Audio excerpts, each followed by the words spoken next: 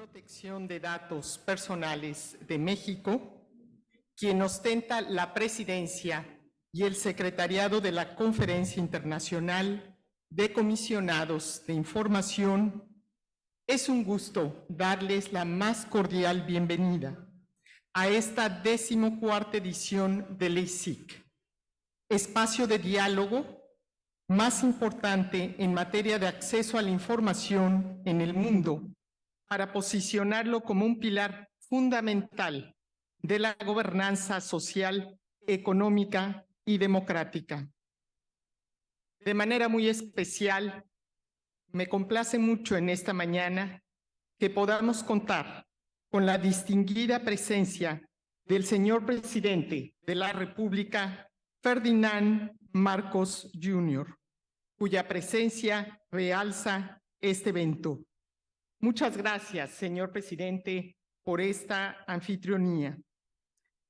Saludo también a las comisionadas y comisionados de más de 30 países del EICIC y a los representantes de los organismos internacionales, así como a las especialistas e invitados especiales y, por supuesto, a las autoridades de Filipinas, quienes nos han recibido con talante democrático.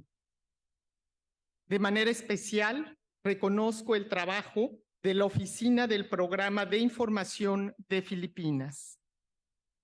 Un día como hoy, pero de 1861, nació José Rizal, héroe nacional de Filipinas, que alguna vez afirmó, cito, «La acción de gobierno exige absolutamente que la verdad y los hechos alcancen su conocimiento por todos los canales posibles para que puedan sopesarlos y estimarlos mejor».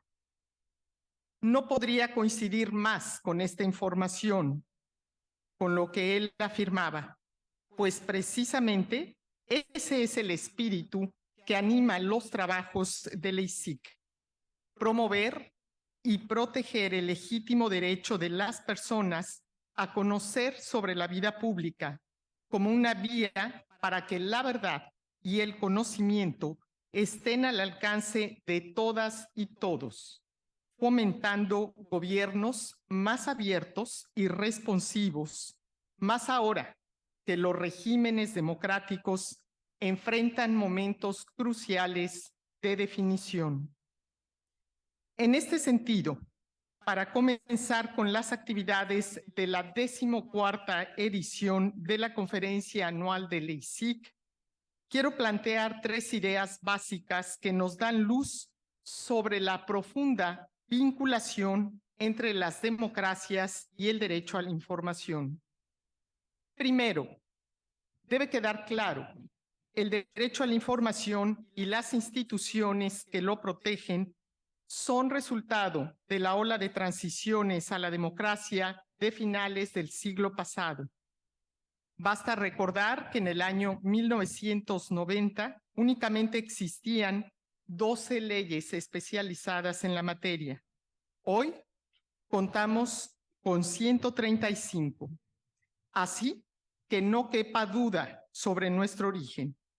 Este derecho es el resultado de la victoria de los avances y de los valores de la democracia y del nacimiento de un nuevo concepto de ciudadanía. Uno que le reconoce como protagonista, vigilante y arquitecto de la vida pública. En ese marco, las leyes de acceso a la información y las instituciones que garantizan este derecho se han convertido en indicadores democráticos infalibles. Allá donde persisten, muy probablemente ha ganado la democracia. Allá donde faltan, se vulneran la democracia y puede estar retrocediendo. La segunda idea con la que quisiera introducir los trabajos de esta jornada es la siguiente. Una vez que las instituciones que representamos dieron sus primeros resultados y la transparencia se convirtió en un elemento sustantivo, en ese momento el conocimiento de la acción del gobierno y el derecho a la información se convirtió en una herramienta de empoderamiento, pero también de control ciudadano sobre las acciones de sus autoridades. Ante este contexto, hoy el derecho a saber debe ser un elemento que coadyuve a la construcción de consensos, a una ciudadanía más informada y, por lo tanto, más participativa, y desde luego de mecanismos que eviten la opacidad, el escepticismo y la desconfianza que suelen esparcirse entre la ciudadanía cuando las autoridades se conducen bajo la sombra. Así, debe quedar claro, no hay poder democrático que pueda sobrevivir en la opacidad, porque es la transparencia la condición de su prevalencia. La razón es simple: la ciudadanía no está dispuesta a perder lo ya conquistado, ni las organizaciones internacionales a guardar silencio frente a posibles retrocesos. Por eso, reitero, agradecemos y aprovecho esta ocasión para reiterar nuestra gratitud al presidente de Filipinas. Muchas gracias por sumarse a los trabajos del ICIC. Es solamente mediante el diálogo y la concordia que podremos descubrir los objetivos que tenemos en común, que no son pocos, como veremos de inmediato. Esta es justamente la tercera idea con la que quisiera cerrar esta jornada en este acto de inauguración. El derecho a la información comparte los objetivos de todo gobierno democrático y además permite el progreso de las sociedades, desde facilitar la inclusión social hasta encauzar el desarrollo económico, como habremos de demostrarlo en los trabajos en los próximos días, a través de evidencias contundentes a lo largo de todas las regiones del mundo. Para finalizar, quiero recordar una de las lecciones que nos ha dado la historia en las últimas décadas, a propósito del tema central de esta conferencia. Las democracias no se ganan de una vez y para siempre, no son perpetuas. Para perdurar, deben construirse de forma permanente y poner en el centro a la ciudadanía. Para lograrlo, una de las precondiciones es garantizar su derecho a saber, su derecho a la información, porque solo así los gobiernos pueden demostrar su probidad, recuperar la confianza y participación ciudadana y reconstruir el tejido social. Todo ello imprescindible para la democracia. ¿Y qué mejor que esta conferencia para intercambiar experiencias internacionales más efectivas, las mejores prácticas y los conocimientos de vanguardia que nos permitan dar pasos de gigantes hacia el objetivo? Sin más, las invito a todas y a todos ustedes para que cumplamos con compromiso social y compasión esta labor imprescindible, la de demostrar a partir de las evidencias en nuestras naciones que la preservación de las democracias contemporáneas pasan por asegurar el derecho a la información y que aumentar su calidad requiere de manera irreductible del fortalecimiento de las capacidades, independencia y especialización de los órganos garantes. Muchas gracias a todas y a todos y bienvenidos. Thank you, Chairperson Ibarra. Gracias, jefa Ibarra. Ahora queremos llamar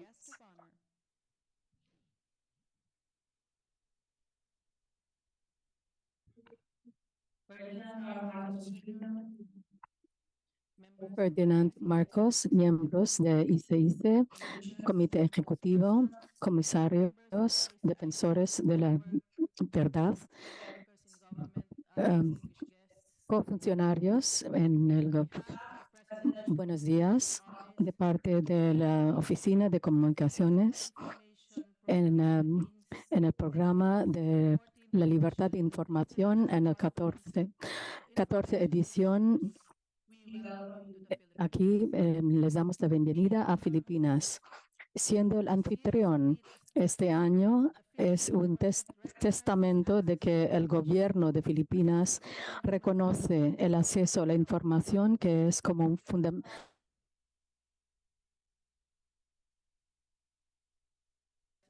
people we serve. To officially usher us into the activities of this conference, ladies and gentlemen, let us all welcome the President of the Republic of the Philippines, His Excellency Ferdinand R. Marcos Jr.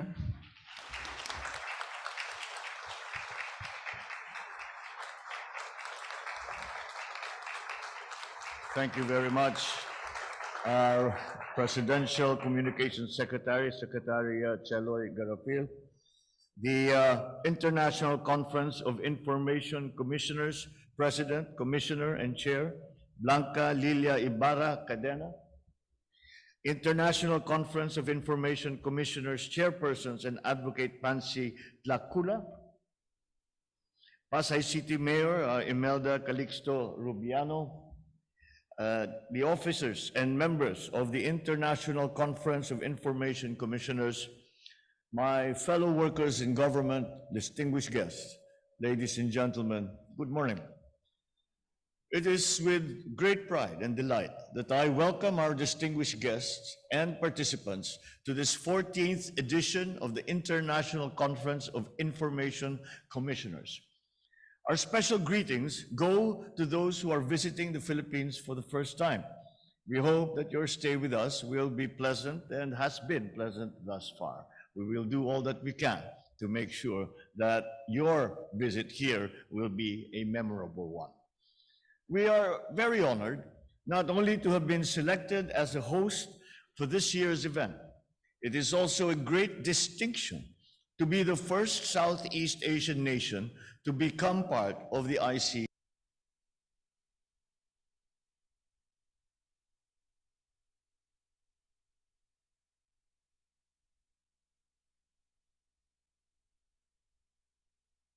The people's right to access information and to fostering a conducive and inclusive atmosphere for the healthy exercise of this universal human right. Through this important advocacy, it can be said that the ICIC is globally instrumental in promoting full human development by shaping minds, by shaping our consciousness. The Philippines stands in solidarity with the ICIC and the entire international community in this advocacy. As a nation with a robust democracy, we reaffirm our commitment to champion this basic human right. It remains indelibly etched in our fundamental law. We value its potency to empower our people to make informed decisions, to participate fully in the democratic process, and hold the representatives accountable without fear or apprehension. In 2016, through an executive order, the right to access information was further emphasized through the People's Freedom of Information Program. By establishing clear and balanced parameters, the program has promoted further transparency in government transactions and full accountability of our officials, especially those in the executive branch. Needless to say, it has become a platform to facilitate efficient delivery of basic services to our people. In recent years, the FOI program has leveraged available technology and digital platforms to be of greater service to our people. But we are pressing forward in our efforts to promote our people's twin rights of information and to good governance. We have placed these principles at the very core of our Philippine Development Plan for the next 6 years. Notably, Our FOI program serves as the basis for the e-governance Las initiative. iniciativas de gobierno electrónico, que es uno de los pilares de las prioridades de este gobierno. La iniciativa, digitalización de servicios clave de oficinas del gobierno. Y esto se propone consolidar el acceso a la información de los ciudadanos.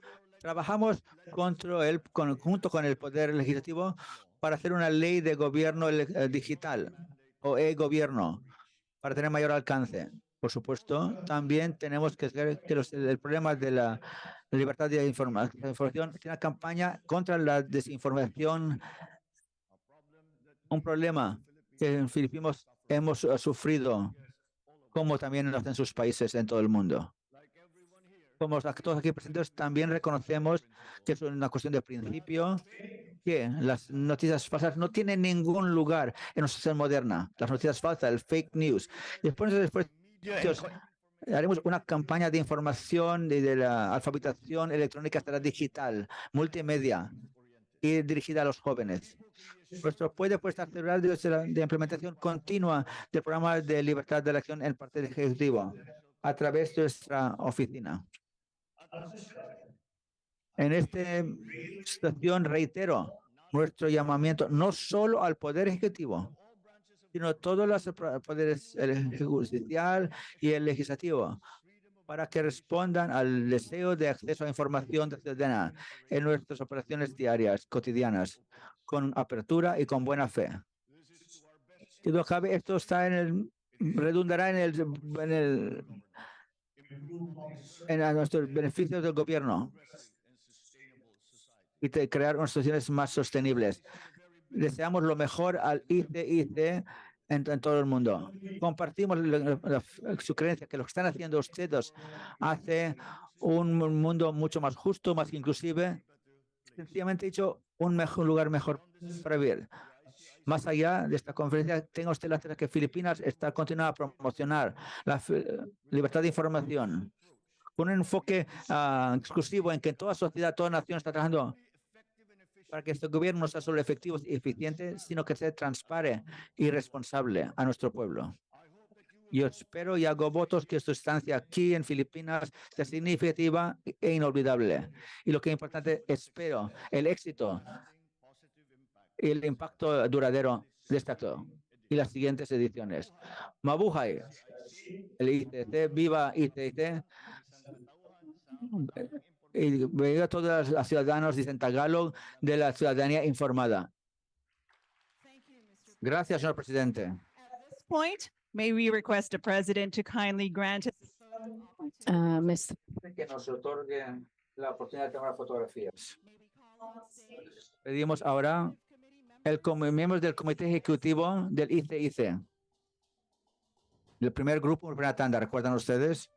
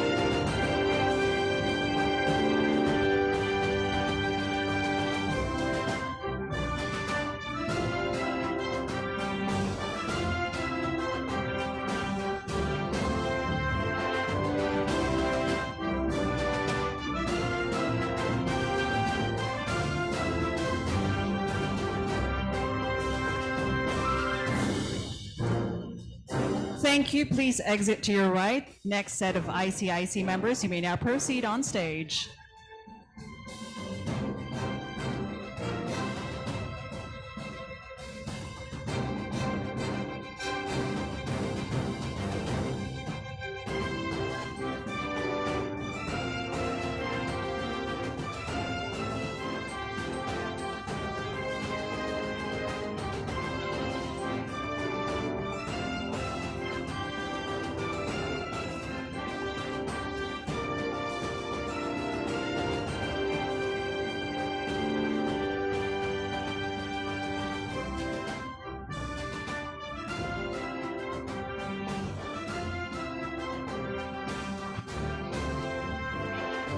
Thank you. Please exit to your right.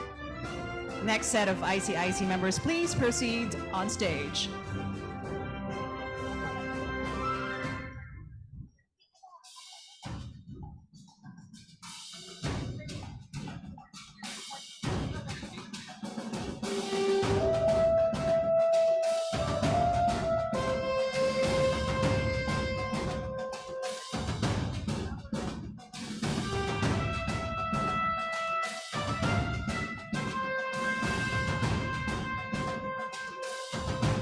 Thank you. Please exit to your right. Next set of ICIC members, you may now proceed on stage.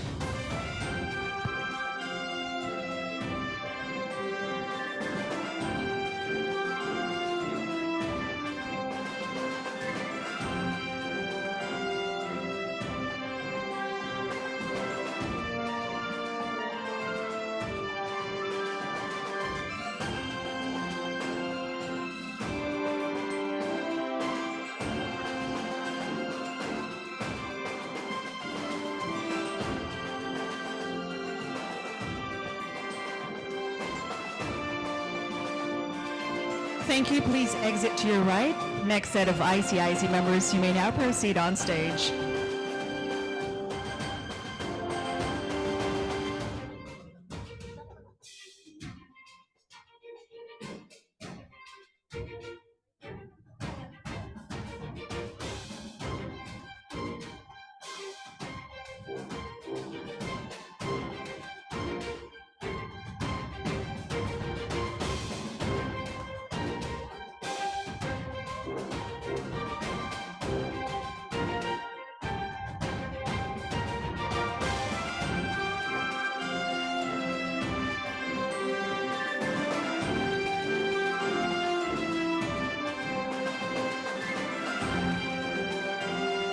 Thank you. Please exit to your right. Next set of ICIC members, you may now proceed on stage.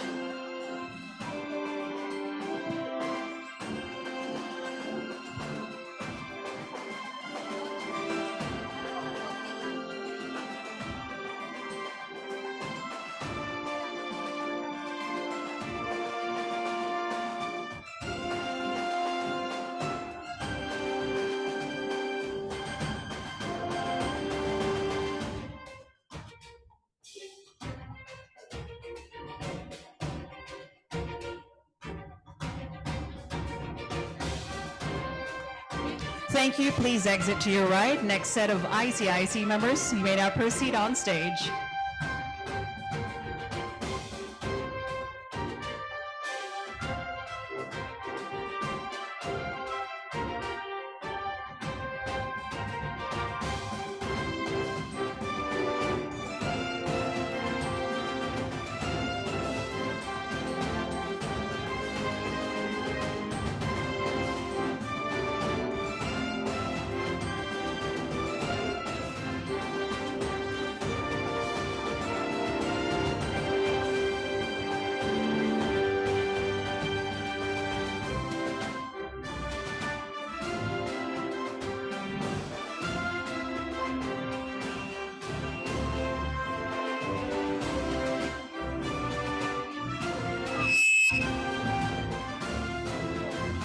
Thank you. Please exit to your right. Next set of ICIC members, you may now proceed on stage.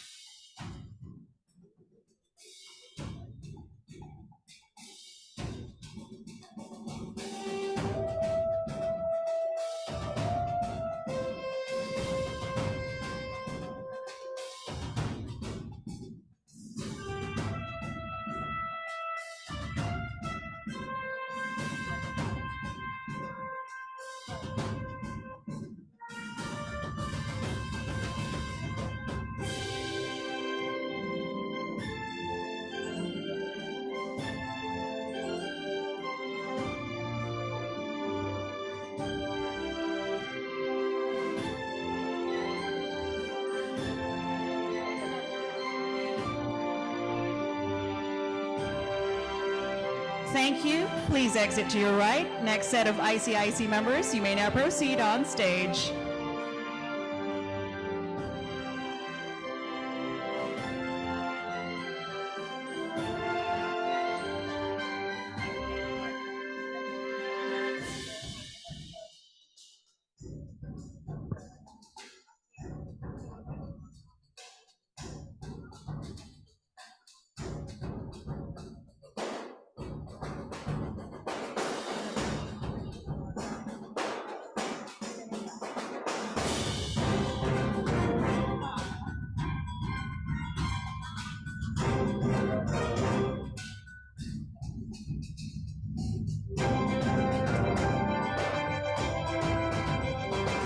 Recording stopped.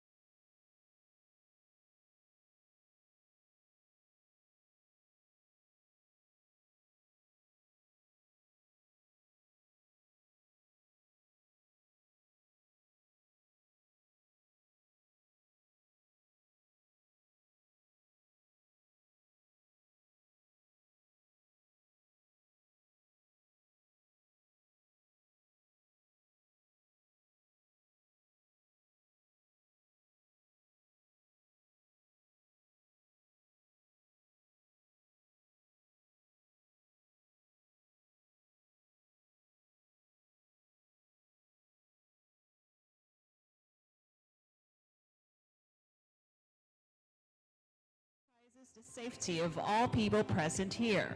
May I direct your attention to the screens for a short safety briefing video.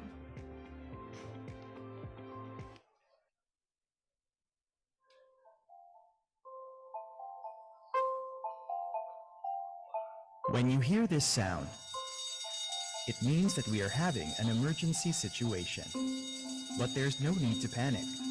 Keep calm, take deep breaths,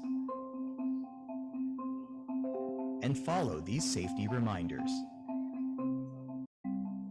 First, find your nearest exit. Exits are located at the following points. If you are in meeting rooms 9, 10, and 11, your nearest exits are located at the end of the hallway, next to meeting room 10, and the stairs leading to the second floor, next to the elevators. If you are in meeting rooms 12 and 14, your nearest exits are located at the end of the hall, right next to meeting room 14. If you're in meeting room 1, your two nearest exits are located here. Next, vacate the premises in a calm and orderly fashion. Please avoid running, pushing, and shoving. Security personnel will be on hand to assist you. Once you are outside the building, walk calmly towards your designated assembly area. There are two allotted assembly areas. One is the vacant area in front of the delegation building across Vicente Soto Street, and the other at the delegation parking lot along Atang de la Rama Street. Kindly wait until the area is secure and safe. If it helps, you can take deep breaths while you wait. For your safety, always remember to keep calm and keep these steps in mind.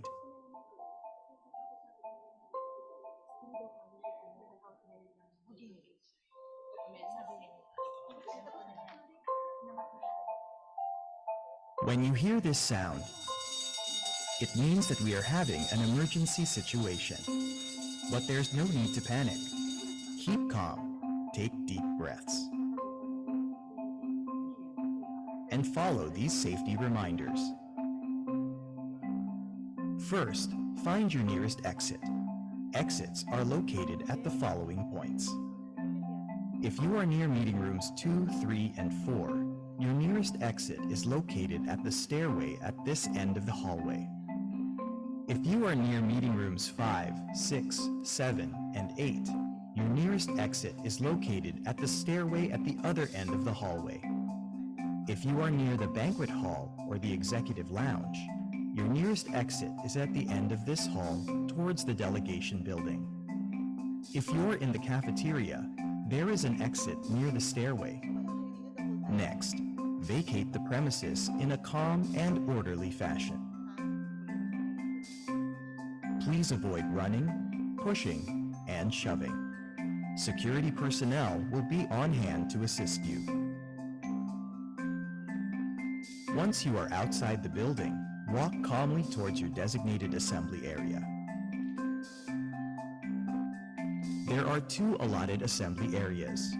One is the vacant lot near the Secretariat parking area across Leona Florentino Street. The other is the vacant area across Magdalena Halandoni Street. Kindly wait until the area is secure and safe. If it helps, you can take deep breaths while you wait. For your safety, always remember to keep calm and keep these steps in mind.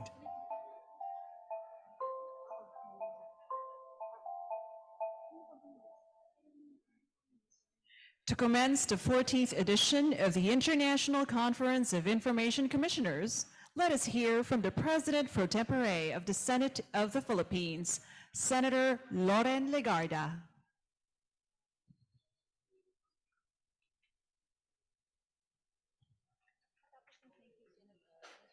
Sunlight is said to be the best of disinfectants. A very warm welcome to our tropical Eden, to all the delegates and dignitaries here who are uniting to commit to our accountability and ensure that natural light reaches the farthest ends of governance. Let me hasten to add to that quote from Justice Louis Brandeis that those benefiting from the cover of darkness are not willing to disinfect, whether it is to hide incompetence, reduce the work they have to do, or actually to hide corruption. Transparency in government will remain a lofty concept if civil servants do not take the servant part of their role to heart. I have to point out three important sides of the transparency story, as I have experienced in all. The first requirement for sunlight to penetrate is an informed and active citizenry with the energy required to shine into the bureaucracy. This is neither easy nor without cost. Organizations exist to be watchdogs, but not only do they have to fundraise, run their organizations tightly, and consistently knock on government doors, but they also have to contend with those doors being closed or only partially open more times than necessary. The second requirement is to have brave and disciplined media. I was a journalist long before becoming a senator and was drilled in the work ethics of the profession. In the age of social media, disinformation, and sometimes even historical revisionism, our youth get overwhelmed. Media must hold the line in order to foster truth, and media could only really bolster their truths if government, as a major source, releases information. As early as the 18th century, Jonathan Swift said, "If a lie be believed only for an hour, it has done its work, and there is no further occasion for it. Falsehood flies, and the truth comes limping after it," unquote. It is the media's role not to be complicit in any falsehoods under the pretense of being right only right now. Journalists must stand firm as they are the gatekeepers of truth. The third, and probably the biggest possible defender of transparency, should be government itself. And it should begin with civil servants being unafraid of conflict. The bureaucracy is inherently allergic to more work, and freedom of information constantly burdens it. As long as these demands from the public are seen as the work of troublemakers or obsessive, compulsive characters, the government will keep being cloaked in secrecy. It is time for government workers to classify these demands and efficiently address them, taking the best ideas, seeing opportunities in the most tedious of requests, and honoring the efforts of citizens to shine sunlight into their world. Very recently, I've had the honor to mediate these worlds when I sponsored the ratification of the Regional Comprehensive Economic Partnership Agreement, a trade agreement initially protested against by 131 organizations. As it turned out, these protests were not directly related only to RCEP, but were an expression of a continuing frustration at agricultural policy and governance in general. In hearings and organized fora, I listened, in fact being partial sometimes to the anti-RCEP voices, in order to craft a ratifying resolution that addresses the concerns. It was only through listening to the naysayers and identifying their specific and relevant concerns that government will be truly democratic. Ernie Ordonez, Leonie Montemayor, Dan Fausto, Capaeng Mariano, many others represented a full spectrum of engagers that enlightens governance and pushes us to do better. They should inspire us in government. Well, let me close by inviting you all not only to respond to FOI requests earnestly, but also to diligently put information out there. The executive and author who invented the words net generation and digital divide encourages to increase innovation exponentially through Wikinomics, which is also the title of his book.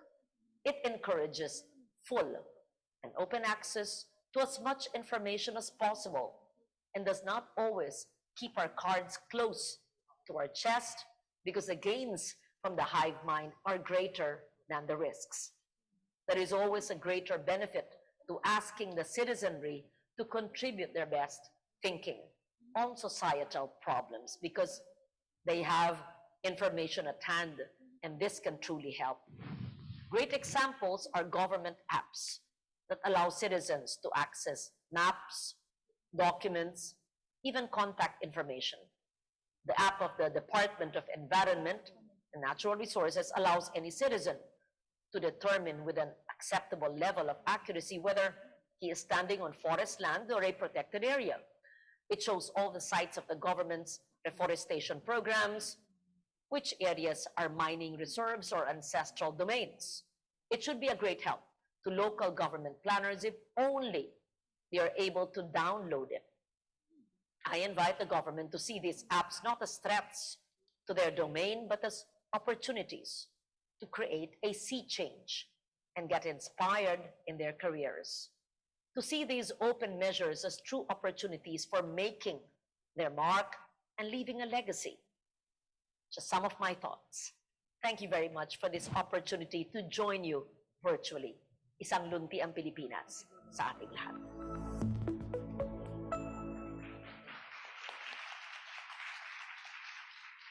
As a global network, the International Conference of Information Commissioners is committed to promote the principles of transparency and accountability, as well as to protect the rights of individuals to access information by acting as guarantor bodies. My dear friends, it is the first time that the ICIC is held here in Asia. And what exactly encapsulates this year's edition of the ICIC? To get a glimpse of that, may I again direct your attention to the screens.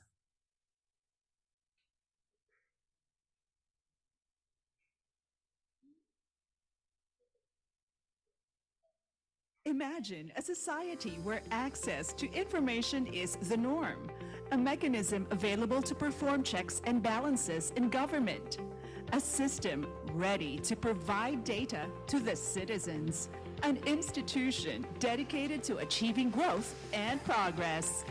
The Presidential Communications Office through the Freedom of Information Philippines, the National Institute for Transparency, Access to Information and Personal Data Protection Mexico, and the Office of the Information and Data Protection Commissioner, Albania, bring you Bridging Information Across Nations, concretizing the global role of access to information for democratic preservation, inclusivity, and development.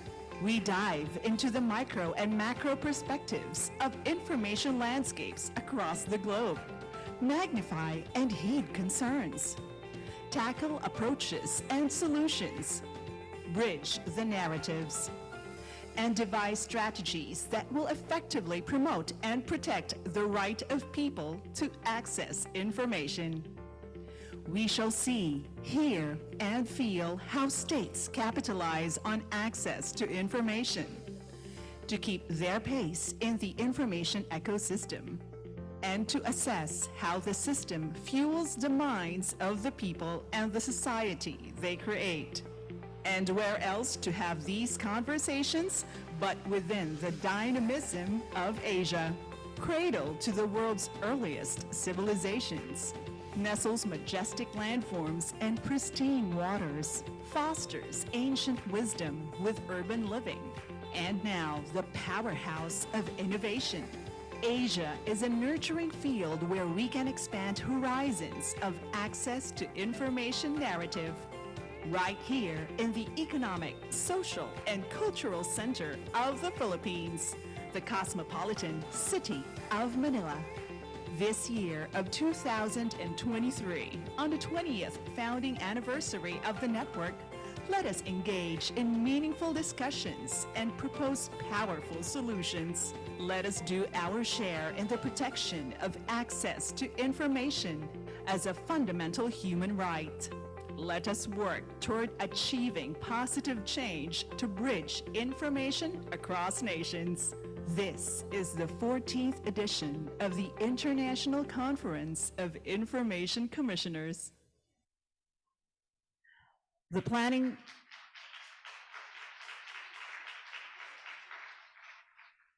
Thank you very much. The Planning Committee for this 14th edition of the ICIC has indeed brought us together to explore and examine diverse views of the vast access to information landscape. I now invite everyone to join in the conference's tradition of having the conference's official photo, which will be at the Arturo Luz Stairs in a short moment. We request everyone to follow our production guide. First, we will take the official photo following a specific arrangement to be directed by the production team. Second, please memorize and recite this spiel. We are ICIC 2023. Once again, we are ICIC 2023. Following our production director's instruction, after our photo and video ops, let us proceed to the dining lounge for the AM refreshments. Let's be back at this hall at 10:30 a.m. for the continuation of our plenary sessions.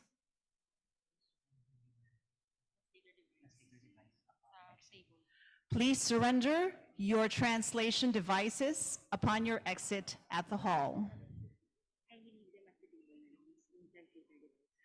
Kindly leave your translator devices on the table before you leave the hall. Thank you. Now, let us make our way to the Arturo Luz Stairs for the conference's official photo. We shall start the exit from the back rows. Please exit your rows orderly.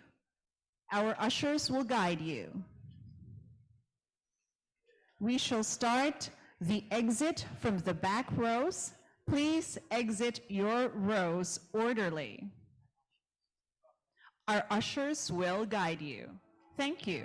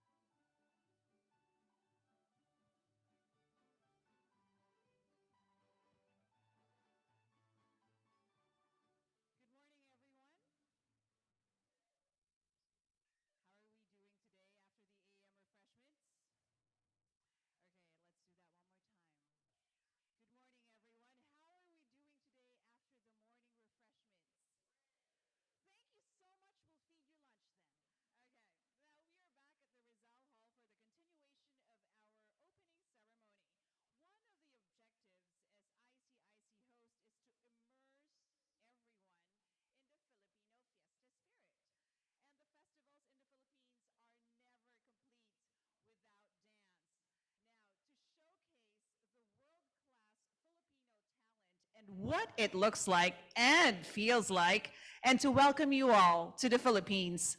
Ladies and gentlemen, let us give a warm round of applause to the Ramon Ubusan Folkloric Group provided by the National Commission for Culture and the Arts.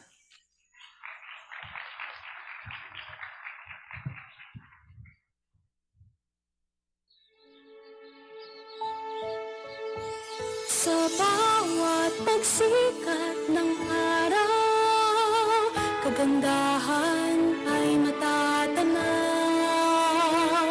Sa biyayang umaapaw, kultura'y nangingibabaw. Luzon, Visayas, Mindanao, pasasalamat ang sigaw.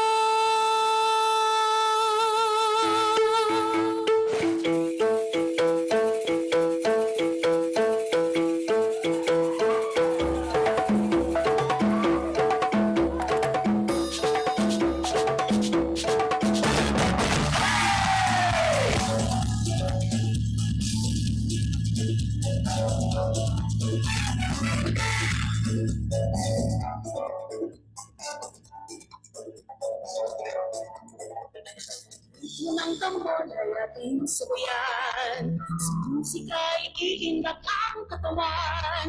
Pagkain, sayaw, sining at musika, sumasalangin sa ating kultura.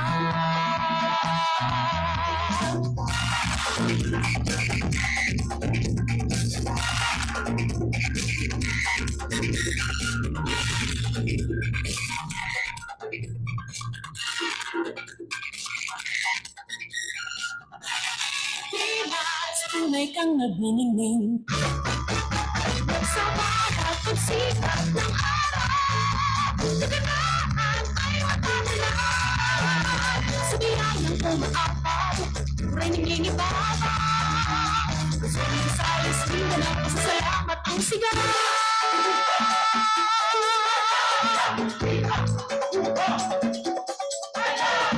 Makabuluhang selebrasyon, pasasalamat sa mahal na patron.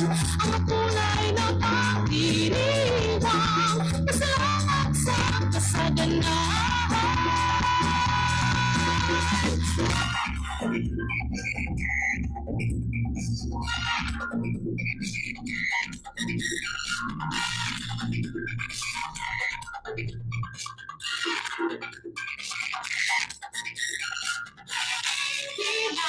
Tunay kang nagniningning sa bawat pagsikat ng araw, kagandahan ay matatanaw. Sa biyayang umaapaw, nangingibabaw. Luzon, Visayas, Mindanao, pasasalamat ang sarap. Sikat ng araw, kagandahan ay matatanaw. Sa biyayang umaapaw, nangingibabaw. Luzon, Visayas, Mindanao, pasasalamat ang sigaw.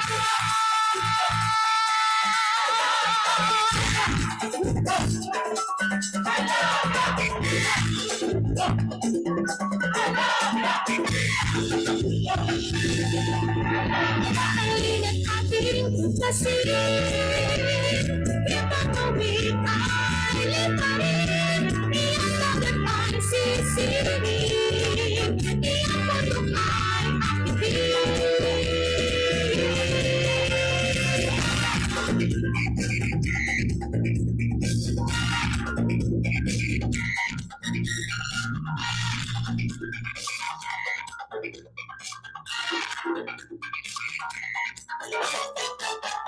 Sa bawat pagsikat ng araw, kagandahan ay matatanaw. Sa biyayang umaapaw, turay nangingibabaw. Luzon, Visayas, Mindanao, pasasalamat ang sigaw. Sikat, kagandahan ay matatanaw. Sa biyayang umaapaw, turay nangingibabaw.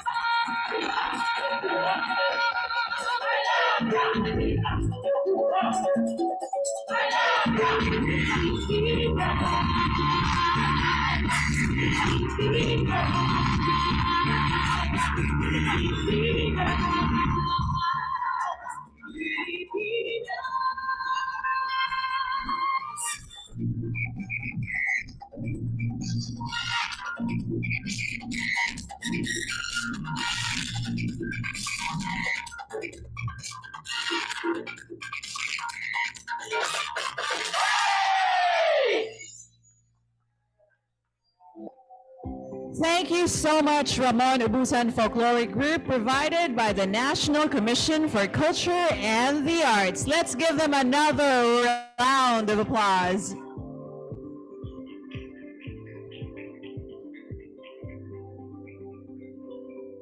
What an energizing performance. Now let's take a minute or less to set the stage for our sessions for today.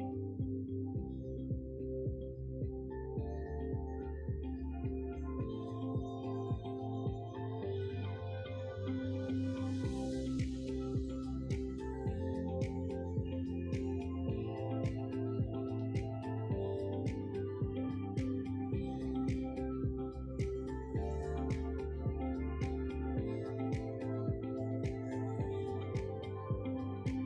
is the master discussion that would highlight the significance of establishing and maintaining institutionalized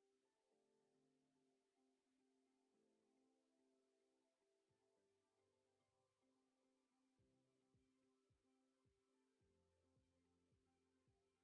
to information guarantor bodies.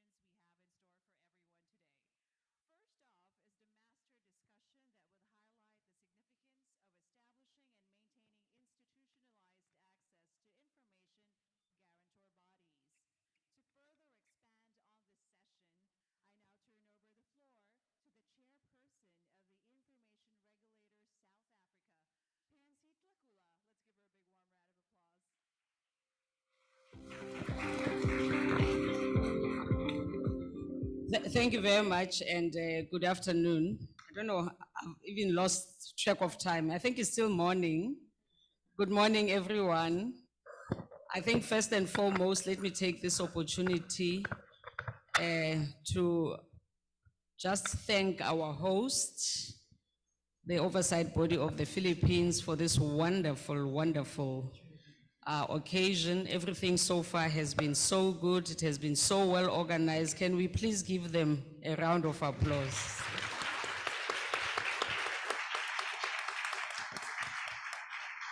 Thank you so much. I think this is just the beginning. We're looking forward to a very, very fruitful conference.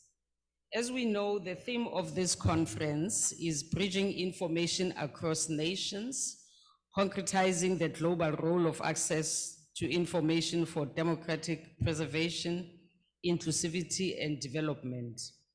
And the question which we need to look at, which this panel has to look at, is whether this ideal can be achieved without strong institutionalization of access to information oversight bodies. As we know, many countries have adopted access to information laws, but have not established oversight bodies. Other countries have adopted laws and established oversight bodies, but the question is whether these bodies are strong enough to perform their functions effectively. What is required for these bodies to be effective? Is it important to establish oversight bodies? And if it is important, how should these bodies be insulated from any interference, be it political, economic, or otherwise? To take us through these important questions, and I will be raising more questions, we have a panel, and I would like to apologize on behalf of the panel and on behalf of the panelists, who are all men. Of course, those who know me, you surely knew that I would not let this one slip. But it's not their fault. So on their behalf, gentlemen, I apologize on your behalf, but on this panel, I'm representing all the sisters, so I have to multiply by the number of you who are here, which means we have 4 panelists, and alone I represent 8 women.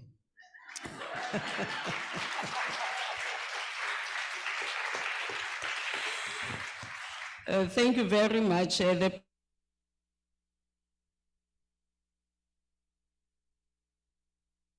Senderovich, who is the governance practice manager for Europe and Central Asia World Bank. And we also have my countryman here, I have to say that, Jaco de Toit, the Chief Universal Access to Information section at Communication and Information section of UNESCO. And of course, my dear friend to all of us, I think most of us, if we can say by show of hands here, how many people have interacted and know Toby, I'm sure it's everybody, almost everybody in this room. Toby Mendel, the friend of ICIC and also one of the fathers of ATI globally, Toby Mendel, Executive Director of the Center for Law and Democracy, LCD. And we also have Gustavo Castena Maguat. Have I said that correctly? Okay. Unit Head, Information Resources and Services, Asia Development Bank, and Vice President Finance, International Council on Archives, ICA. Now, as I've indicated, oversight bodies, are they important? Maybe that's the first question. Before we talk about their institutionalization, the first question that we have to confront is whether, is it important to establish oversight bodies? Let me start with you, Toby. Well, thank you, and it's a great pleasure to be here, and thank you for that very kind introduction. I want to illustrate how important I think it is to have independent, effective oversight bodies by a little anecdote from many, many years ago. And of course, everyone knows that we're here under the chairmanship of, or chairpersonship of Blanca Ibarra from INAI in Mexico. In 2000, when Mexico was developing its legislation, President Fox reached out to the organization I worked for then, Article 19, for comments on it and support to a great legal drafting team in Mexico. And the first draft did not provide for an oversight body. So my main comment to the drafters was, oh, you need an oversight body. An oversight body is the make or break for effective ATI legislation. So, and of course, then the drafters took it really to hand and created this fantastic body in I. So, I mean, that just illustrates from my point of view how crucially important, and I can go beyond that and I can say there are countries that have done well without an oversight body, but they are a tiny number. It really is a litmus test of whether these things are going to work, a good oversight body. I think it's absolutely crucial. Okay, let me then come to what in your view is, what makes a workable formula for an effective oversight body that can exercise its powers and perform its functions without fear, favor, or prejudice? Let me start with you, Jaco. Thank you very much, Pansy. I think that an independent oversight body is exactly that institution that we need in order to make an access to information law works. That's also reflected in our annual survey that UNESCO runs, where we have seen that those with oversight bodies score higher in terms of the implementation of access to information laws than those without access to information, without oversight bodies. So I think that is in itself already a testimony on the importance of these oversight bodies. I think furthermore, when we look at UNESCO's policy guidelines for the development and promotion of the right to information, there are also some recommendations that are made for a workable formula for policy implementation of access to information institutions. They have to have the necessary legitimacy and strong leadership to achieve this mission of steering this access to information law into practice. It has to have hearing of appeals, it must investigate complaints, it should eventually issue binding resolutions, and it should have controls on compliance auditing. So those are just some of the elements that I wanted to highlight. Let's talk about, we can have an oversight body. Does that make it independent? Does it make it effective? We haven't spoken about how the members of these bodies should be appointed, and whether the appointment, the method of appointment of the members of the body makes any difference. Where should these bodies be located? Should they be part of the executive? Should they be outside the executive? Gustav, what do you think? I'm acutely aware that I'm the person here coming a bit from outside the conversation, but I think firmly complementary to the conversation, because archives need access to be defined. In our conception, archives and records management, they serve to serve the public, the citizens. And also we see that there's a complement with really access to information. If you have perfect access to information laws and a perfect supervisory body, but you don't have organized information, it will be very difficult to access. So making that consideration, I think that an independent body is fundamental. And we have the same discussion about archives and records management. How should they be placed in a government or an organization?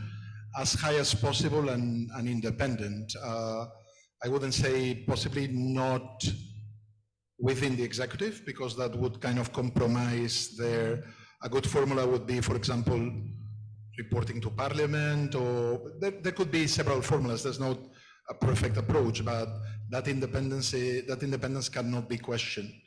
Otherwise, the whole system comes into question.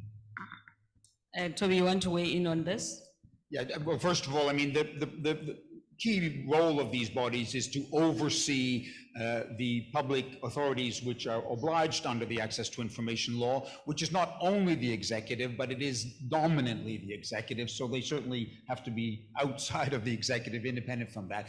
I just want, many of you know me as a lawyer, and there are a number of legal tools to support independence, which I won't go into, but I would like to emphasize the importance of political will, and we've seen, unfortunately, in a number of countries, the absence of political will. So, the government, if it's determined, has a lot of ways to undermine independence. That's very unfortunate. But also the importance of external actors. I'm from civil society, but also other information commissions supporting information commissions which find their independence under threat. I think that's very, very important. Mexico currently is under attack from its own government with the non-appointment of commissioners. I hope that this forum can stand up for Mexico and other countries. Apparently Tunisia is having a similar problem. So I think sort of solidarity from external actors is also a key part of that independence formula. I think that's an important part, because when we speak about independence, everyone seems to think that an oversight body should be independent from the government. But I don't think that's what it is. The independence means independence from everyone, independence from the government, independence also from civil society organizations, independence also from the private sector that can also influence the the oversight body through donations that may compromise its independence. By that, we are not saying that an oversight body should operate in a vacuum. Obviously, it has to operate in collaboration with other stakeholders. And how does that work? How does it cooperate with stakeholders, but ensuring that it walks that line that will not compromise its independence? Yako? Yes, I just wanted to, I think the importance of not working in a vacuum is very important. And I think in doing its job, we should not also forget this, the information officers in the different public institutions with whom they will not be able to carry out their job. So yes, there needs to be independence, but there also needs to be support within government institutions to have chief information officers or whatever you want to name it, that could play an important role so that the disclosure of information is carried out, to make sure that the laws and policies are actually implemented in the different departments or other governmental institutions. I don't know if Robbie is on the line yet. Not yet on the line. So someone should please indicate to me once he is on the line. You know, I want to throw in a question that ATI bodies normally are responsible for access to public information. But more and more we see a situation where public functions are privatized and are performed by private bodies that also receive state funding. What is your view on bringing to the fold of ATI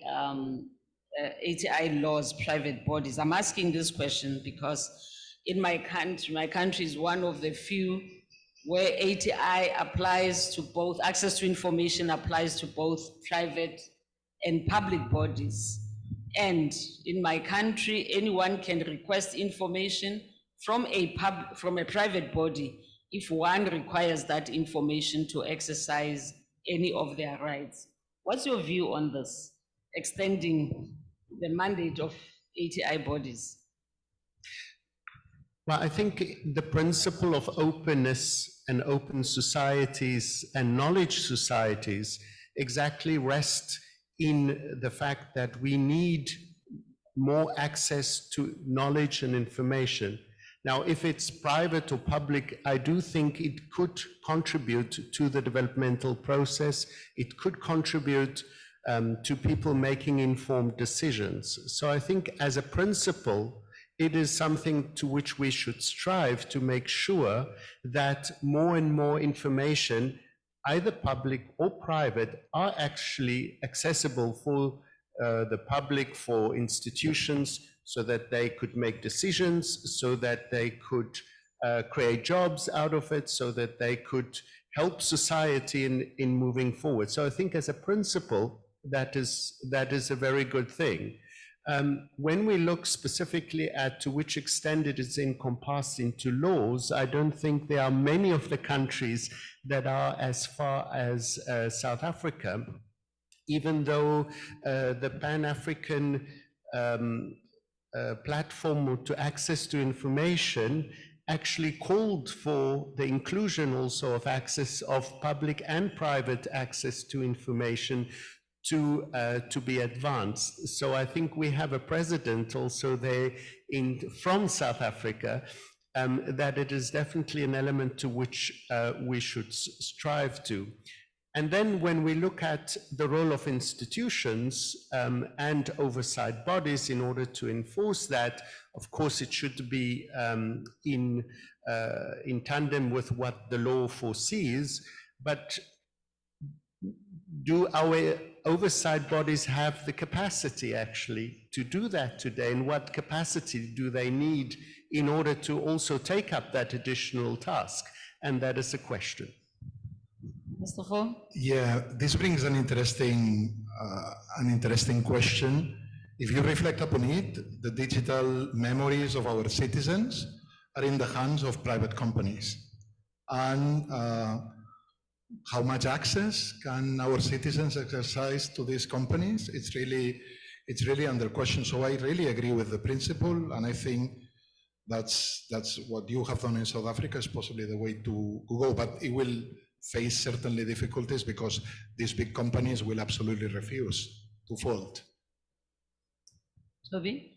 Yeah, I mean, I think my first part of my answer will be, I mean, I think it's important to divide between those bodies that we're going to treat as public authorities under the law, and then going beyond that to properly private bodies. So I think we have always advocated that bodies which receive funding from the state, follow the money, public funding, people have a right to know where their money is going and how it's being spent, so they should be covered. And private bodies which undertake public functions, whether with or without public funding. So for example, you might run a private school and you're perfectly profitable, so you don't receive any public money, but you're still conducting a public function. Those should be covered as well. Those should be covered as public authorities. Jacko is right that in 2002, the South African law really broke new ground by including purely private entities to the extent that the information was needed for the exercise or protection of a right. And that is not a human right, it's any right. So it's much broader than just human rights. As Jacko said, most countries haven't followed that. But I recently received a research proposal from a PhD student just for my comment, and she was talking about, where are we going now with AI and with our completely new, and her whole idea was we need to move beyond our traditional conceptions and start talking about individual data sovereignty. So that people, yes, you can access all of this massive information, but do you really have agency over information? And perhaps we really need to, start having a radically new look. She argued that the old traditional models are, need to be updated significantly, and I think that's an interesting idea. Yes, definitely. The president this morning spoke about disinformation, misinformation, and fake news. Now, in this digital age that we are all in, how are we going to hold digital platforms accountable? Is it not important for us to get information from them on the policies that they use to deal with misinformation, disinformation, and fake news? And don't you think that if access to information laws applied to private bodies would be able to go to them and ask them to be transparent about the way in which they deal with disinformation, misinformation, and fake news?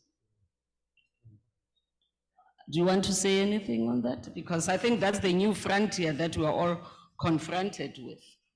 I think indeed, as Toby mentioned, we are at a new frontier, I think, where disinformation and misinformation is not only propaganda in the way that we used to know it, but is perpetuated by the new digital era and the platforms in which are part of our daily lives today. UNESCO is also working towards some guidelines that look at to which extent we could also look at some elements of regulation as it relates to social media platforms and others. And I do think that the notion of access to information has a very important role to play here in order to also look at the importance of not oversight bodies, but also the importance of disclosing information, even that information that is within the private sector sphere, for a bigger public good. all of that, of course, call, I think, also for certain principles that need to be put forward. And I think when we define that principles, we also need to be very cautious, not by putting those principles forward, that we restrain also the right to freedom of expression, which is another part of the coin. So I think while some guidelines, some principles are needed, because it is a reality, we also have to tread very cautiously so that another fundamental right is not trampled. Agreeing with Jack on that balance that needs to be respected, but this brings to the table really the question of trustworthiness of information. And for example, from the side of Records Management and Archives, there's really a questioning what's our position? Are we trustworthy sources of information in this day and age? And how can we make this known to the citizens? But yeah, Certainly, it's a very difficult balance to keep, because while on one hand, we have to ensure that disinformation and misinformation is dealt with, we have to ensure, as Yako has said, that we do not compromise the right of access to information and freedom of expression for that matter, because what constitutes fake news or disinformation in one regime may be different in another regime. So we always have to be careful to keep that balance and make sure that we adhere to international human rights standards. Let's move to stakeholders. And the question is, what is the essential role of the international community, such as the global ATI implementers, ATI stakeholders from the private sector and international NGOs? And how do these coalition for change contribute to the ATI institutionalization efforts? Who wants to go first? Toby? David, crack at that. Yeah, so I mean, let me speak a little bit from the civil society perspective, as I do represent civil society. And I think, let me preface it by saying, I mean, I think that this ICIC, which has grown tremendously in importance and coordination over the years, I think is really, really important. And I think there's a tremendous amount of support and exchange of ideas, sharing of best practices that can take place between information commissioners. But I think civil society also has a very important role to play there. My organization, for example, just using that as an example, we do a lot of capacity building with different commissions and commissioners around the world. We help them with strategic planning. We develop a lot of tools and guides and things like that. So I think there's, together we can pool our resources to be much more effective than if we just kind of develop them individually on our own. I will just like to mention one tool that we launched just before COVID, but now are kind of relaunching it, which is what we call the RTI evaluation, which is a methodology for assessing how well a country is implementing the legislation, which we see commissions leading on applying. And I mean, I think that's a very important tool to apply, and just as an example of how civil society can contribute in this space. I'm told to my horror that we have 5 minutes left for this session. But we started late, so you have to bear with us. Okay. Always the advocate. Yes. Can you, Gustavo, you want to say something on that? And then I agree with Toby on that. It's very important, the task that ICIC does, and it's brought like the question to the fore, but you're not alone. The civil society, there's other, and it would be a mistake to ignore. You need also all these other stakeholders in order to advance really in access to information. Yes, Yako. I would like to reiterate again this importance of a professional organization as ICIC in order to permit peer review learning, that permits exchange of best and bad practices, that provides also a pressure point on implementing the right to access to information. And of course, At the level of the international level, this is important, but at the regional level, this is also important. And I think we've seen the important role that the regional body in Latin America played, and that is why UNESCO also recently supported the development of another regional body in Africa, the African Network on Information Commissioners. And I think this is a good opportunity to professionally build information commissions, and that they can learn from each other and also be a positive force to implement the right to information. UNESCO also works in terms of capacity development with civil society, with the Center for Law and Democracy. We have a self-paced online course and other guidelines, policy briefs that we provide in order to assist in the implementation of these laws. So I think this is also a very important element. But I think we should not forget the role of states, of member states. They need to provide financial resources. They need to provide political will, I think as Toby mentioned. They need to provide technical resources in order to implement these laws, and for the oversight body to be really a strong body. And I think everybody has a role to play, but we shouldn't forget also the important role of states. Thank you very much. It appears that we are under pressure to leave it here, but our takeaway, I think it's important to have strong oversight bodies that must be legitimate, must have strong leadership, must also have strong investigative powers, and also be able to provide real remedies to victims.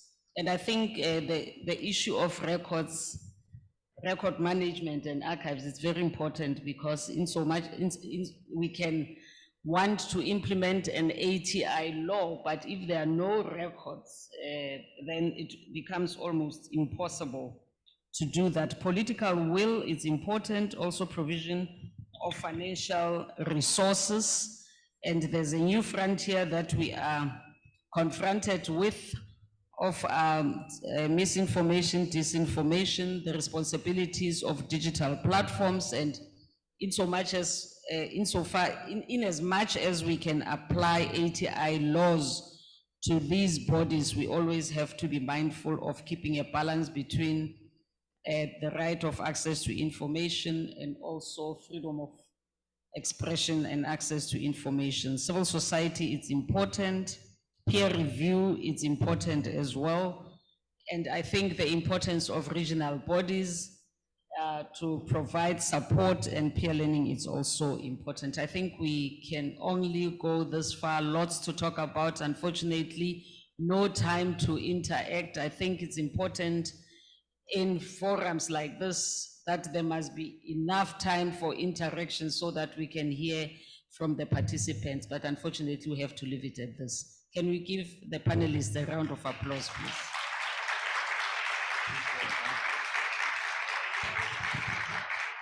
Thank you.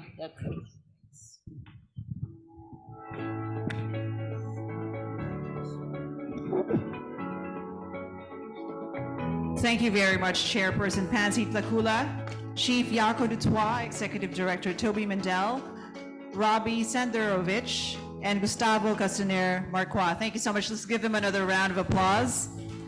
That was the master discussion on the critical importance of strong institutionalization of access to information, guarantor bodies, and expert perspective. Next is a panel session that is timely, as it will explore the contemporary challenges of democracy. I will now be passing the microphone to the session moderator, the Director of FOI and Transparency of Information of the Information Commissioner's Office, United Kingdom, Warren Seddon. Let's give him a warm round of applause. This is the panel session on access to information as a response to the modern challenges of democracy.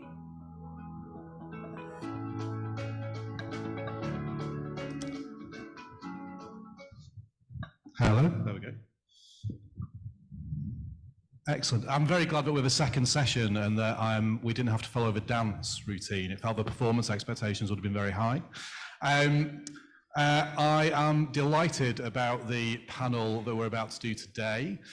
We have another illustrious panel that I will welcome to the stage. First of all, I'm just going to make sure I've got everyone's job titles correct and turn to the right page.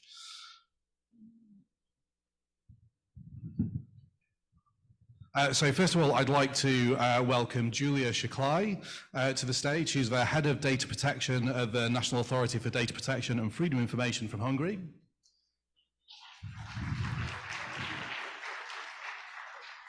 And then needing no introduction, our chair, who has been on stage already today, Blanca Lilia Balacadena from INI. And then also Kishali Pinto Jawadna, who's the Commissioner for Right to Information from the Commission in Sri Lanka. Welcome everybody. We are also going to be joined by video by Shoaib Ahmad Siddiqui, who's the Information Commissioner from Pakistan for this session. The aims that we're looking to discuss are not small ones, I think it's fair to say. We're going to look at the way that access to information has been utilised as a tool against corruption and how information regimes can be affected and disrupted during governmental shifts and economic crises, as well as how kind of the rights around access to information can be impacted in the face of international or local political tension. So some nice small themes for us to pick up on over the course of the discussion, and I'm looking forward to hearing what everyone has to say. First of all, unfortunately Shoaib couldn't be here in person, so I'm going to open initially with a video, I think, for Shoaib, assuming that works, and we'll start with that.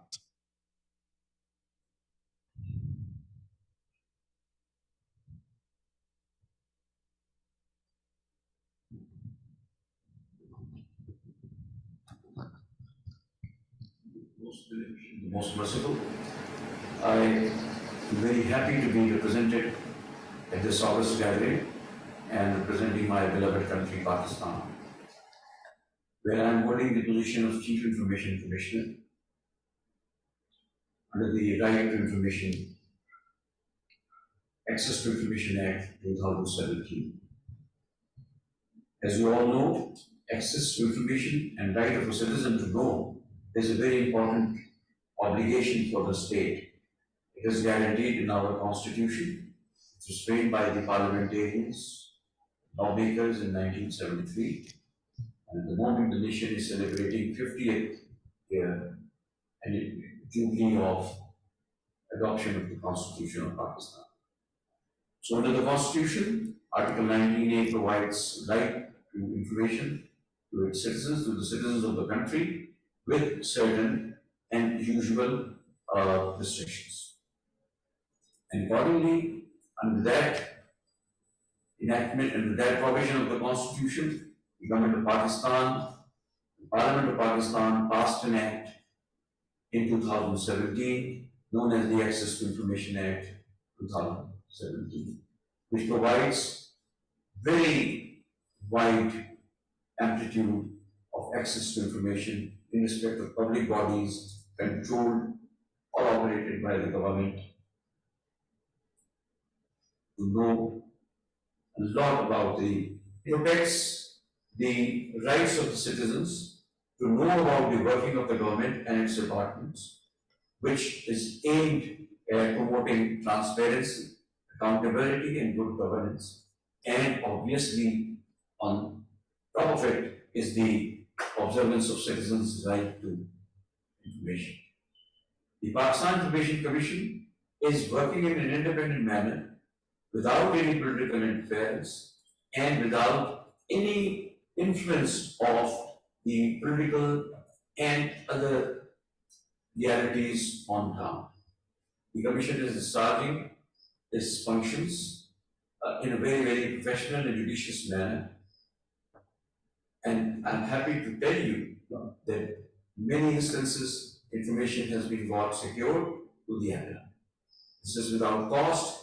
This is without the obligation of the applicant to appear or to take the trouble of traveling to the city of Islamabad and appear before the Commission. An online application appeal serves the purpose, and we start should notice the respondent body, and we get the information for the citizen. Another good initiative that we have adopted, myself and my brother commissioner on the commission, is that we are now holding hearings in various cities of Pakistan, beginning with Karachi, capital of Sindh province, and Lahore, capital of Punjab province. This step has been appreciated by the citizens as well as the public bodies who had to come all the way to Islamabad. And this is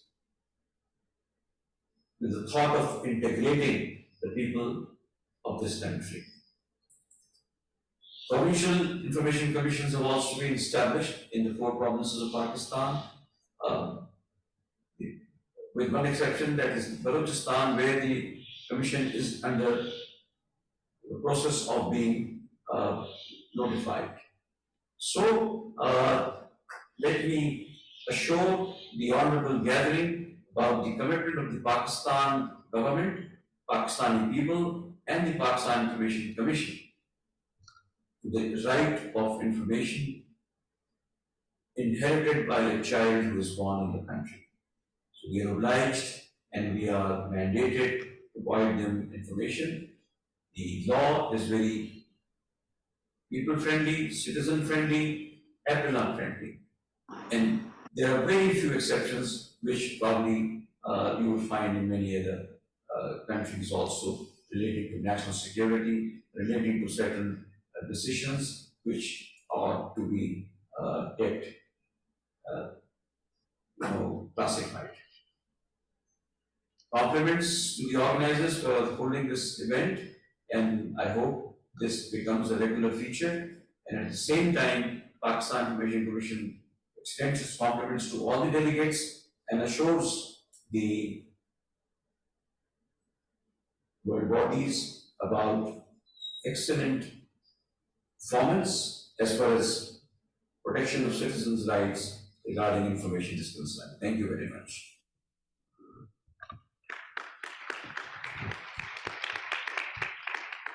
Thank you to Shoaib for those comments. Now, Julia, I know you have slides that you're going to talk to us about.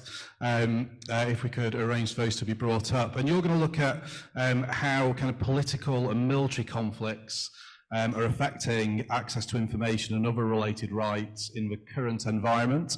And I know all of our colleagues are also, over the course of their remarks, going to be looking at some of the most recent cases in which access to information has been effectively utilised as a tool against corruption as well. So we'll hear from everyone on that. I don't know if the slides are ready. We'll hand over to Julia.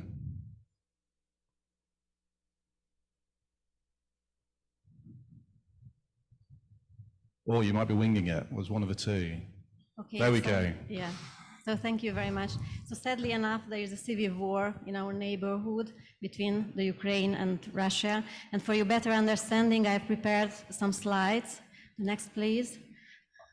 About how this political conflict affects the political landscape of the neighboring countries, especially the right to freedom of information. So let me start with saying that in Europe, the chosen core constitutional value has always been human dignity, the right to human dignity, which is very important because, for example, in the US, as far as I know, this highest constitutional value is the right to liberty, and it has long-term consequences in the interpretation of information rights, in particular the right to privacy and data protection.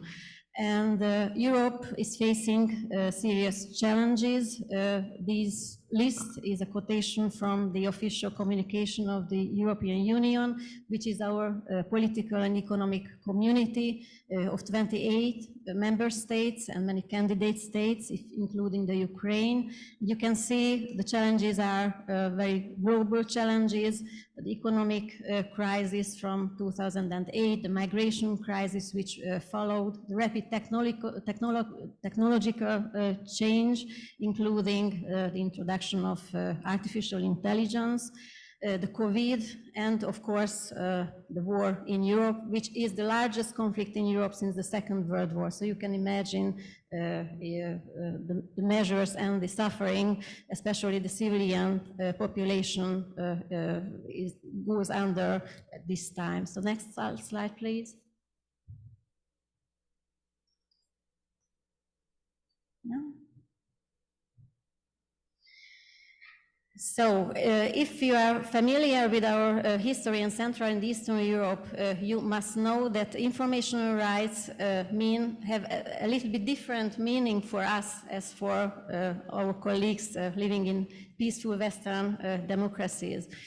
So after 40 years of communism, and in the case of the Ukraine, it was almost 70 years, during the changes, the demand was put on the flag, the demand for transparent state and non-transparent citizen.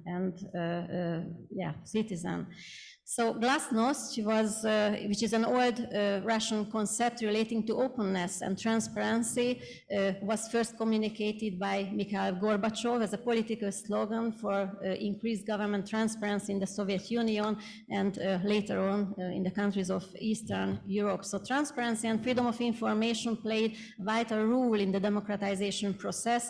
And as you can see from the quotation, it has a deep and overwhelming effect even today. So some words about the Ukraine. The Chernobyl nuclear plant disaster happened in 1986. I think you know about it. And it has been independent from the Soviet Union since 1991. It's Europe's second biggest country after Russia, but it is, and it will be, unfortunately, Europe's poorest country, especially after the war. Although it was one of the world's largest grain exporter, and the problems with the grain export affect even the African countries among us. So it has been in civil war with Russia since February 2022, even though it's important to know that they have adopted a law on access to public information with the supervisory body of the Ombudsman. They plan to set up a separate authority, but the war came between. And this year, a broad anti-corruption drive began with the falling out and the resignation of several deputy ministers in the Ukraine. So still, they have energy for anti-corruption measures. Next slide, please.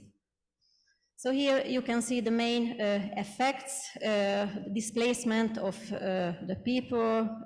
Up to now, there are about 20 million people who fled from the Ukraine.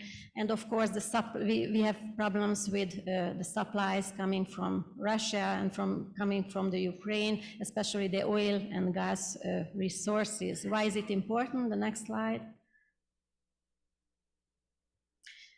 Because in the field of freedom of information, the requests just concentrate on these issues. If we go back to the slide, yeah, one of the effects of the war was that Russia was withdrawn, and first of all, it suspended its membership in the Council of Europe, which is quite a tragic step, because it was the only rule of law and democratic control over Russian legal disputes through the Strasbourg court and Strasbourg decisions.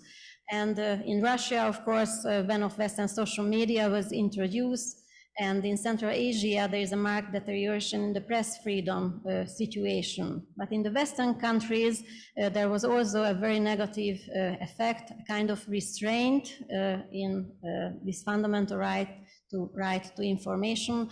And even in Sweden, which has always been the best pupil in the class, with its press freedom situation and legal background. Even in Sweden, some limitations in the freedom of expression and freedom to the right to information, legal possibilities were introduced.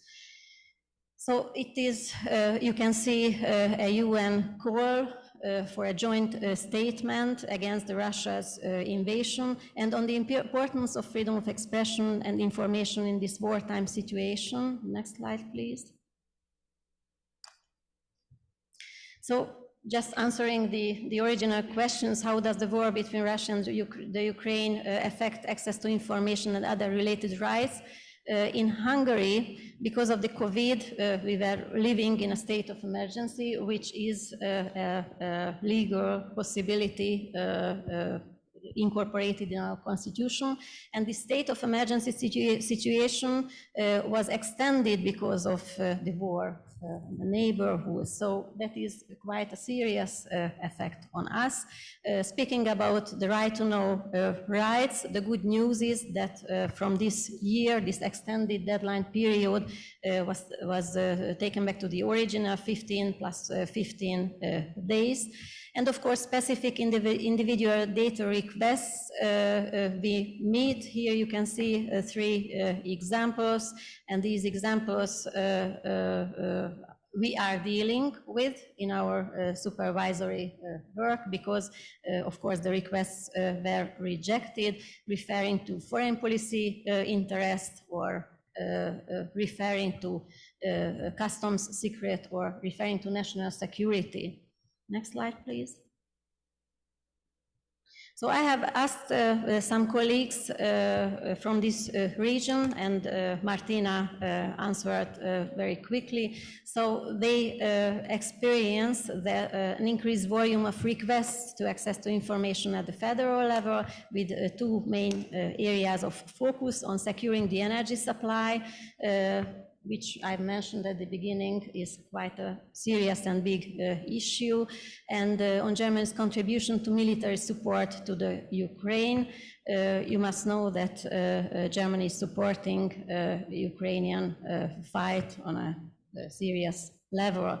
And I also got some information from Albania.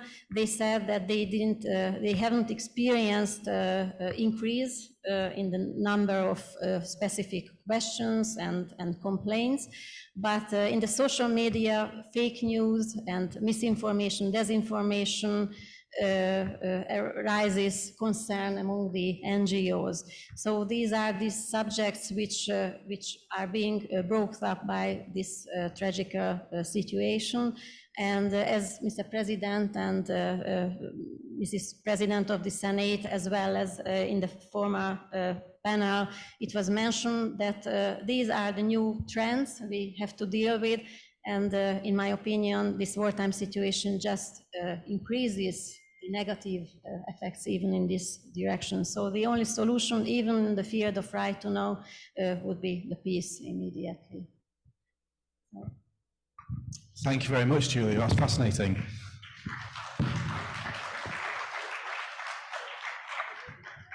And second up, we have Blanca, who's going to also deliver a presentation looking at how kind of political polarization and pluralism affects how people use their rights to information and what the reception is by the citizenry to access to information initiatives as a result of that. So over to you, Blanca. Muchas gracias. Nuevamente, muy buenos días. Bueno, pues he escuchado con atención y creo que hay grandes coincidencias en cuanto al papel que está jugando el derecho de acceso a la información en un momento donde la crisis democrática se presenta en diversas regiones del mundo.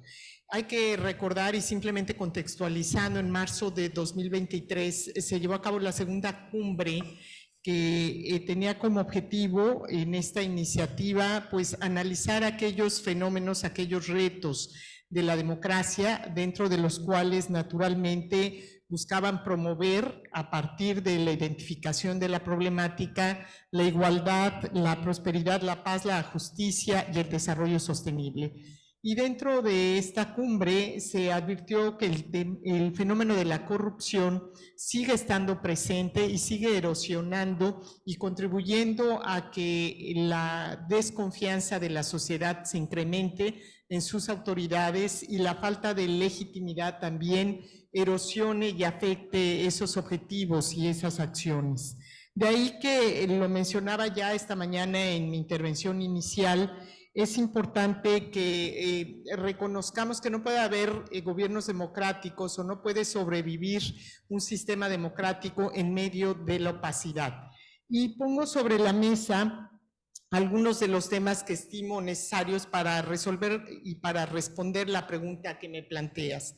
Bueno, ¿qué pasa entonces en nuestros países y cuáles serían los elementos sustantivos para que la sociedad pueda tener garantizado el derecho a saber, el derecho a conocer la información, las razones de las decisiones públicas, la ruta del dinero público, cómo sobrevivir los regímenes de acceso a la información a esos cambios de gobernanza y a las crisis económicas que se enfrentan.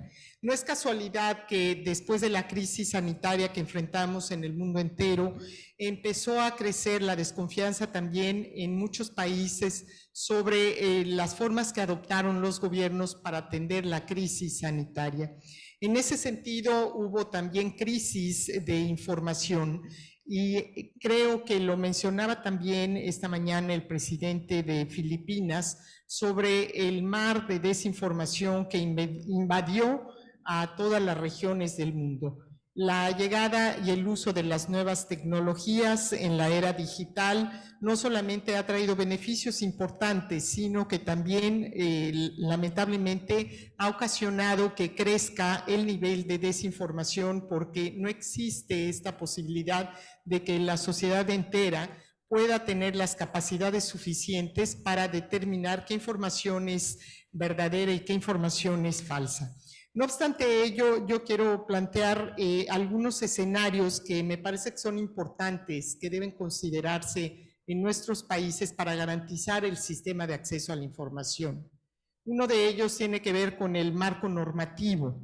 En efecto, se tiene que enfatizar que se tenga un entorno, digamos, legislativo e institucional que garantice el derecho de acceso a la información, de preferencia a un nivel de la Constitución y que esté acorde a los niveles y estándares establecidos en los principales tratados internacionales para evitar justamente que haya esta disparidad de leyes o que no exista uniformidad en la forma en que se atienden las peticiones de acceder a la información pública. A la fecha, como ustedes saben, hay más de 130 países en el mundo que han adoptado y han establecido medidas legislativas. Sin embargo, en los casos donde no existe un conocimiento normativo, y ese es un gran reto, por ejemplo, que tenemos en México, que la gente no sabe que puede utilizar el derecho de acceso a la información y por lo tanto, al no tener conocimiento, no tienen posibilidad de utilizar o de conocer otros derechos como el derecho a la justicia, el derecho a la salud, el derecho a un medio ambiente sano. El conocimiento, el acceso a la información potencia las capacidades de las y los ciudadanos para exigir una mayor rendición de cuentas, pero también para tomar mejores decisiones. Y esto entonces tiene que ver con la forma en que comunicamos a la sociedad que cuentan con esos derechos para acceder a la información pública y que no solamente se dan a partir de leyes o normas reglamentarias en nuestros países. Existe otro elemento sustantivo que tiene que ver con la conjugación de una legislación reglamentaria con mecanismos e instancias que garanticen o potencien el uso de esos derechos. Entonces, por un lado, la legislación permite establecer bases y criterios para que exista una observancia uniforme y se evite un ejercicio heterogéneo, distinto, desproporcionado para la sociedad en general del derecho a saber, como ocurrió en nuestro país, en México, hasta antes del 2014, pero por otro lado que exista también una instancia que que supervise y que garantice que en efecto los gobiernos están brindando la información que requiere la sociedad en general. En tercer lugar, hay un elemento también importante y que lo vivimos en muchos países de América Latina, sobre todo, que es el elemento económico. Una institución que supervise adecuadamente debe tener la infraestructura necesaria y las capacidades para poder atender esas necesidades de información que requiere la gente, para poder garantizar ese derecho que va a fortalecer la participación ciudadana y va a empoderar al ciudadano. Ya lo decíamos hace un momento que no pueden sobrevivir los sistemas democráticos si no ponen en el centro al ciudadano y sus intereses. Ese es un gran capital social que requieren hoy en día nuestras democracias. En cuarto lugar está la necesidad de reconocer también ese carácter técnico e imparcial de los organismos o de las instancias o de las agencias que se encargan de garantizar el derecho de acceso a la información pública. Se trata de que no utilice, digamos, la complacencia para, darle gusto a las autoridades de la forma en cómo quieren responder a la sociedad o cómo es la información que están brindando a la ciudadanía, sino de que realmente exista una evaluación y una ponderación y un análisis profundo de que la información que se está proporcionando a la sociedad realmente corresponda a lo que por un lado se está, digamos, adoptando en las grandes decisiones públicas de nuestros gobiernos. De tal manera que considero que estos elementos juegan un papel central. En efecto, entendemos que en cada país los mecanismos de acceso a la información son distintos. Nuestras culturas, nuestra historia y los sistemas democráticos han evolucionado de forma distinta en cada una de las regiones del mundo. No obstante ello, hoy debemos entender que frente a la crisis de democracia que enfrentan muchos países, conviene tener estos contrapesos y estos mecanismos de control ciudadano que coadyuven a potenciar las capacidades de exigencia de la sociedad en general, y concluyo que se resumen en estos elementos que les he mencionado: que existan marcos normativos homogéneos, que existan instancias, instituciones, agencias que tengan las capacidades suficientes para resolver y atender las necesidades y requisitos de información de la sociedad, y por supuesto que tengan estas características de autonomía, independencia e imparcialidad para dotar a los ciudadanos de la información que realmente merecen. Es así como, con una mayor exigencia social, también nuestros gobiernos podrán cumplir a cabalidad con las promesas y puedan también garantizar el derecho de las personas para el uso y el ejercicio de otros derechos. That's great. Thank you very much, Blanca. And apologies for failing moderator school 101 for forgetting to bring my translation device to the stage. Kishali, before we, if we have time to go into a little bit more of a discussion, you're going to touch on, in light of some of the challenges we've heard about, how do access to information regimes effectively survive these types of challenges, and how are they affected when they happen? Thank you, Warren. Good morning, friends. So the question that you asked, Warren, is very interesting. I think Sri Lanka presents a very, in a sense, a paradoxical case study in that regard. If you look at the way information, the right to information or access to information or the freedom of information has, not only in a sense survived the enormous political upheavals that we have experienced the last 2 years, it has really thrived in that regard. So if you look at the amount of cases and the amount of appeals that the commission on which I sit has heard, where citizens and journalists, activists, so on and so forth, have used RTI as a tool to challenge very high level state corruption from the office of the president downwards to the lowest municipality, they number in their thousands almost half of our appeal load, in a sense, is heard of these cases. And last year, some of you may remember when images of Sri Lankans storming the streets of Colombo from all parts of the land were beamed across the world, whether they were Tamil or whether they were Sinhalese, whether they were Muslims, irrespective of majority or minority ethnicity, the citizenry of Sri Lanka came together to demand accountability from the government, and did so in an extremely powerful manner. Finally, as some of you may know, some of you may recall, key state buildings were stormed. They entered the halls of residence of the Prime Minister, the office of the President, the residence of the President. Finally, the center of government collapsed. Our Prime Minister and his cabinet had already left by that time office, and the President fled the country. Now, all this did not actually happen in a vacuum. There was a process to this. There was a very significant, very powerful questioning of the government on how it was that the foreign currency reserves of Sri Lanka had dwindled to near zero by the year 2022. And if you look at the process in which the Information Act played a role in that questioning of the state by citizenry, I think there was a very significant part played by right to information or access to information in that regard.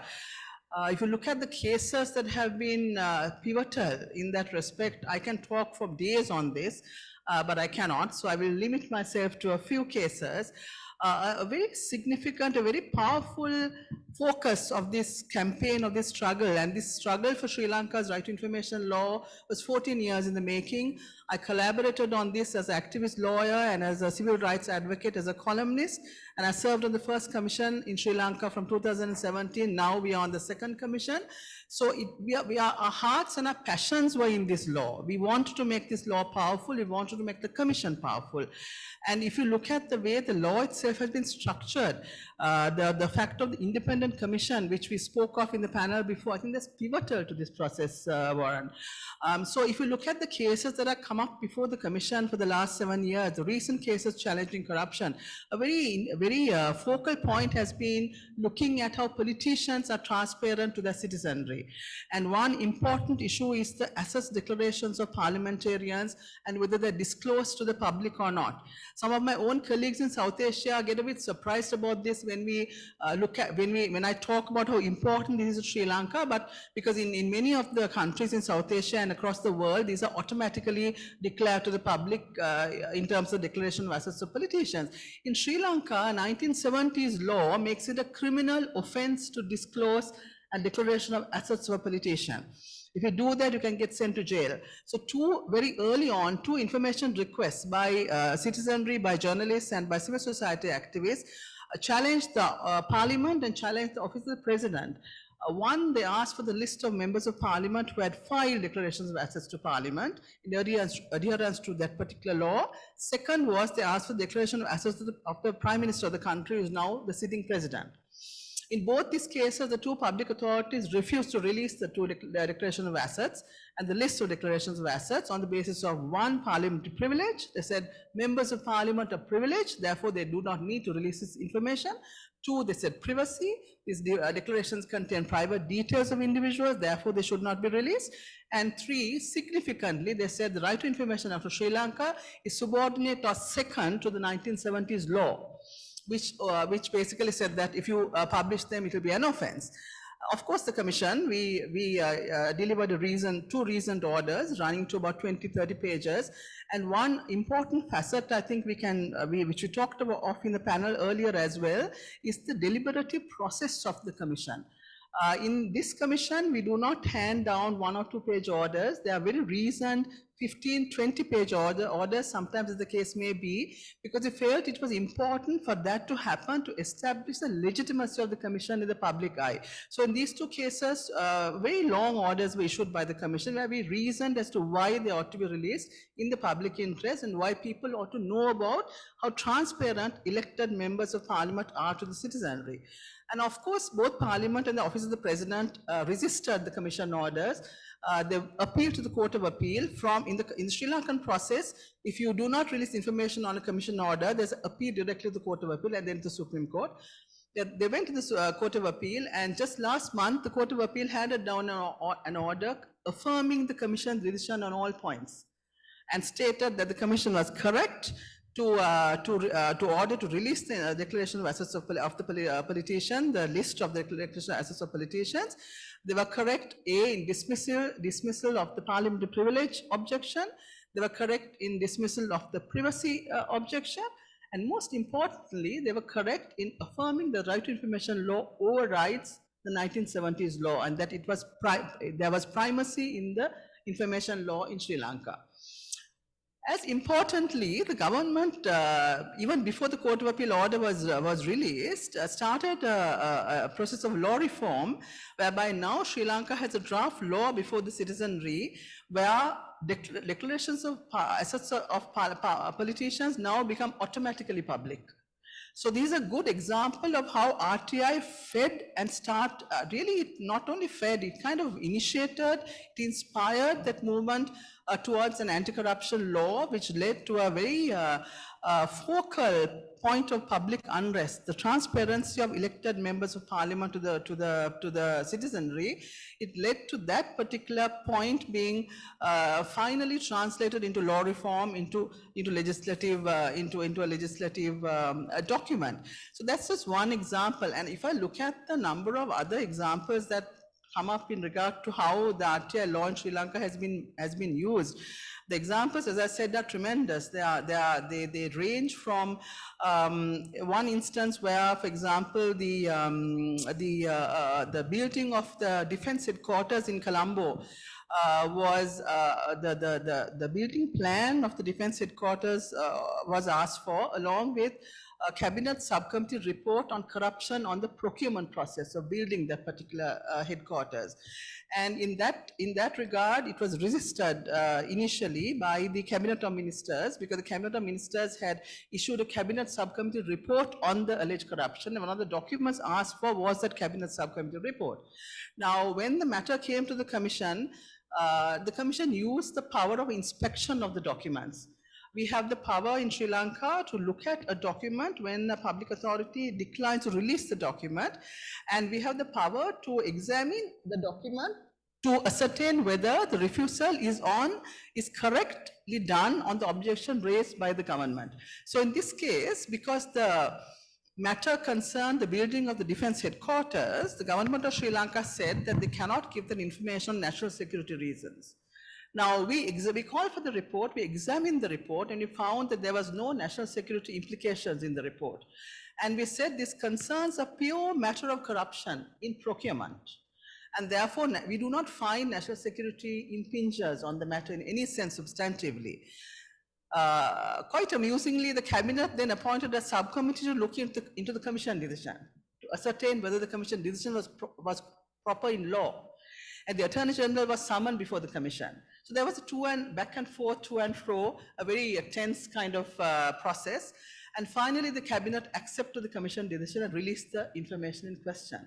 So on all these points, you see the tensions where very high state power is challenged by the citizenry who uses right to information law as a tool in that regard. In many other instances, for example, Chinese investment in Sri Lanka in both the Hambantota port city and the Colombo port city. 2 months ago, civil rights activists and environmental activists came to the Commission asking for the release of the tripartite port city agreement on which Colombo port city has been built, alleging and saying that this has resulted in only corrupt politicians being enriched at the expense of the people, that the entire coastal belt of Sri Lanka in the western coast had been significantly affected, that huge environmental damage had been caused, and that the Chinese investment in the project was monetary investment was really not in proportion to the benefits they were getting out of the project. So they wanted the tripartite agreement released, and of course the government declined to release it. The activists came to the Commission, and the Commission again elaborated on the matter in several hearings lasting almost 8 to 9 months.